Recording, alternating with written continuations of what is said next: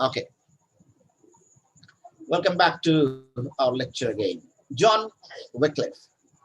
His contribution was significant, and in another sense, he was the one who prepared a way for Martin Luther to take the lead in Reformation.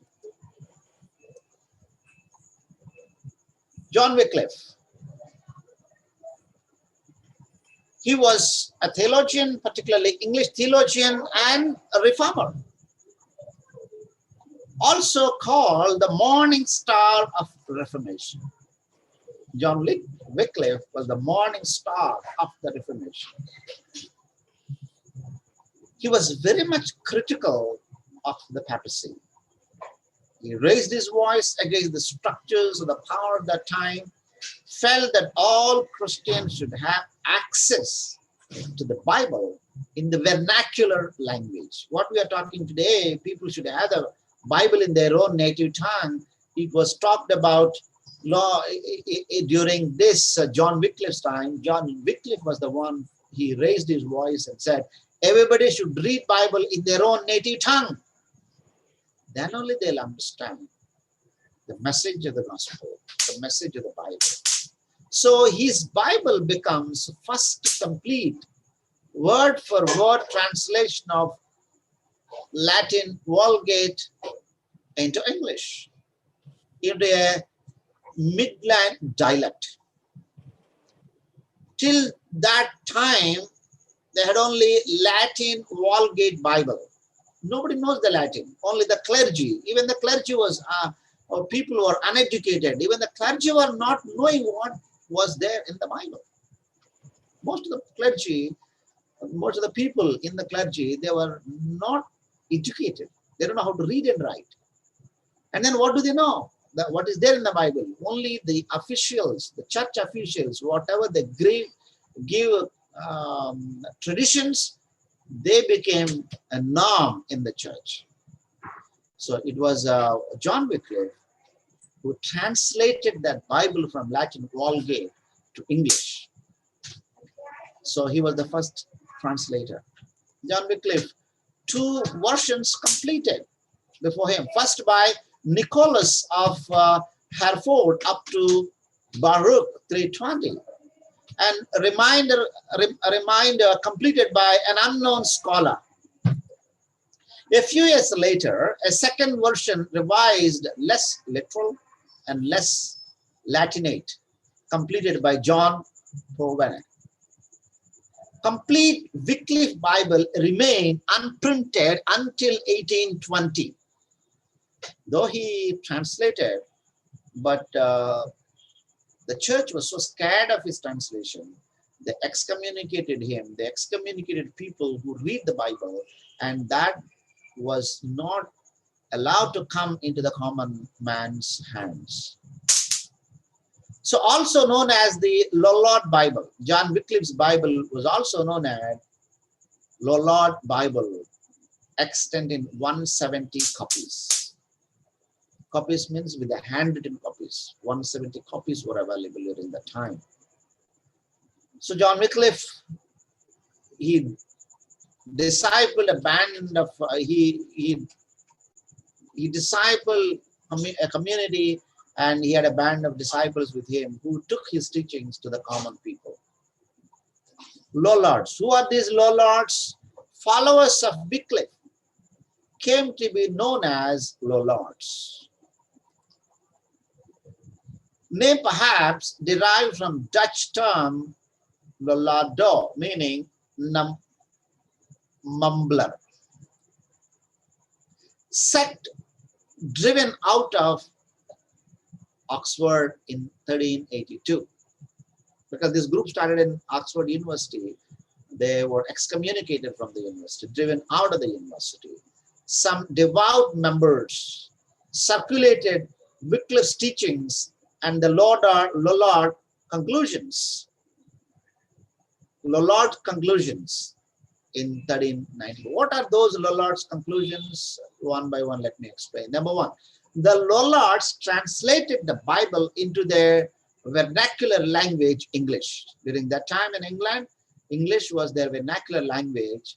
This Bible has been translated into their vernacular language. Most significant heretical group in England before the Reformation. Lollards were banned as the most heretic people in England. Church stamped them as cults. And they were not allowed to preach anywhere.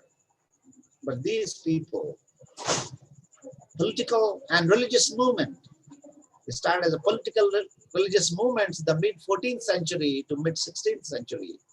No central belief or doctrine for them.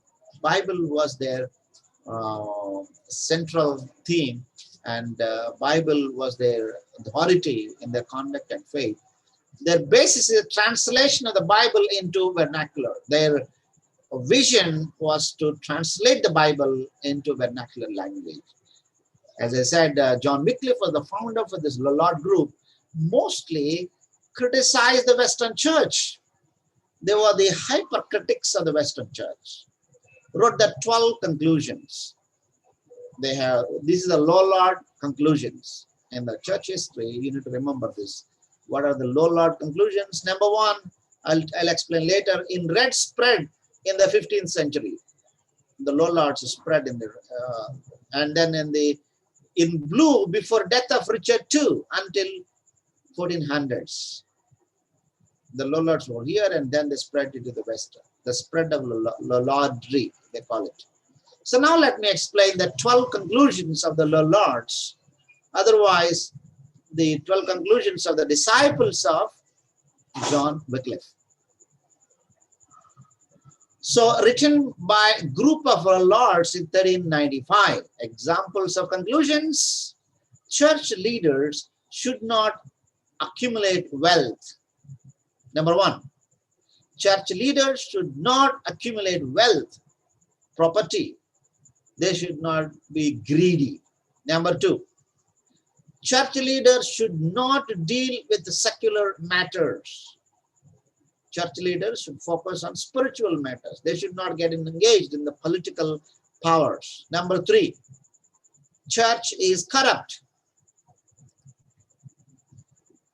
Church is corrupt. Number four, priests should be accountable by law. Till then, priests were not accountable to anybody. Priests played the role of judges during that time. They give excommunication, they judge everybody, they were not accountable. But this Lollard concluded priests should be accountable by the law of the land. They rejected the pilgrimages. They denounced war and violence. These are some of the examples out of the 12. And even these Lollards were very much persecuted by the Roman Catholic Church. You read Inquisition of the, particularly the Spanish Inquisition, you will understand. A lot of videos are there at the YouTube. They were hanged and put fire beneath.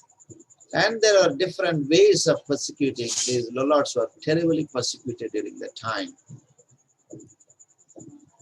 So let's look at the Wycliffe's end, how Wycliffe died. Wycliffe died of paralysis on December 31, 1384. In 1428, his body was disinterred and burned, and the ashes cast into the Swift, a tributary of the Avon. However, his ideas were not so easily put out of the way, and many followed his path. You know, he died in 1384. But in 1428, how many years later? Calculate. Can somebody help me? 44. 34. 44. After 34 years, his body was buried. He died. But after 34 years, Catholic Church excommunicated him because of his teachings and his translation. They gave a punishment saying that he should be killed. He should be burned. What do they do with the dead body? How crooked the religious leaders, you know. They went and dug his cemetery What you will have after 34 years? You will not find even his flesh or anything. Only bones were there. They dug out the bones and they burned the bones again. See, look at the horrible punishments during that Inquisition period. That was the corruption of the church. You can see how much they were against anybody read the Bible. The accusation about John Wycliffe was that he translated the Bible. He was polluting people by giving the Bible. That's why they gave punishment those who read the Bible. And because he translated the Bible into vernacular, after his death, after 34 years of his death, his body was dug out and they collected the bones. They gave a death sentence to the dead body of 34 years of dead body. Imagine the wickedness of the church during that time. So Martin Luther in 15th century, he came into the context. We are going to see one by one. We are just still looking at the background.